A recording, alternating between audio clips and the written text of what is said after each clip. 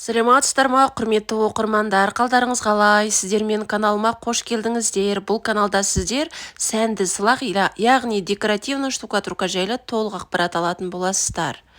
Егер жалпы жұмыстарым жайлы ақпарат алғыларыңыз келсе, немесе болашақта өздеріңіздің үйлеріңізді ерекше бір сәнді үлгіде жасағыларыңыз келсе, әрине мен сұрақтарыңызға жауап беруге дайынмын. Бұл жұмысты қазір көрсетейін деп жатқаным Ленардо деген жұмыс. Ленардоны өзіңіздің қалауыңызша жасайсыз. Узор Картамира деп аталады, Мармарино деп аталады. Әртүрлі узорлардың желісінде жасауыңызға болады. Бұл қарапайым Ленардо деп аталады.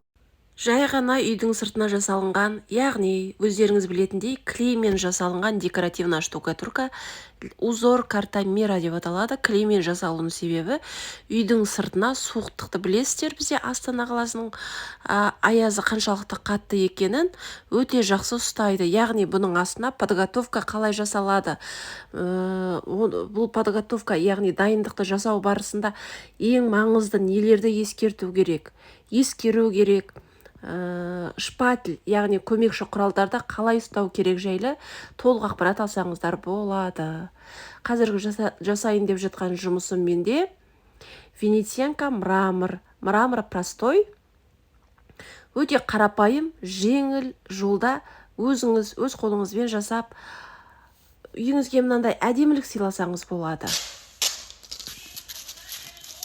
Бұл да глад материалмен жасалынған Ленардо деп аталады.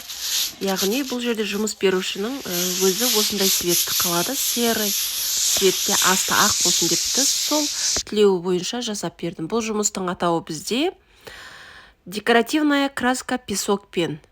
Өте керемет жұмыс, жууға арналған. Стеналарыңызды жарқыратып жуып алып кухняға істеп жүре бересіздер. Келесі жұмыс бізде мокрый шелк деп аталады. Яғни бұл жұмыстар жайлы көбіңіз естіген шығарсыздар. Өте әдемі жұмыс, түстері керемет, әдемі түстер таңдай аласыздар. Үйге керемет әдемілік сыйлайды. Қалаған түсіңізде, қалаған кухняға бола ма, яғни залға бола ма, коридорға бола ма, өте әдемілік сыйлайтын штукатурка. Бұл жұмыстың жасалу жолы, яғни бірінші, екінші этаптардың барлығы өз орнымен болу керек.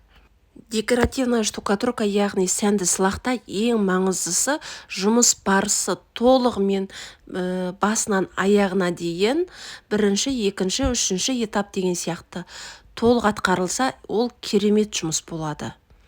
Сіздермен танысқаныма өте қуаныштымын. Менің каналыма жазылыңыздар, жақсылап маған қолдау көрсетіп, сұрақ қойып ақпарат алыңыздар.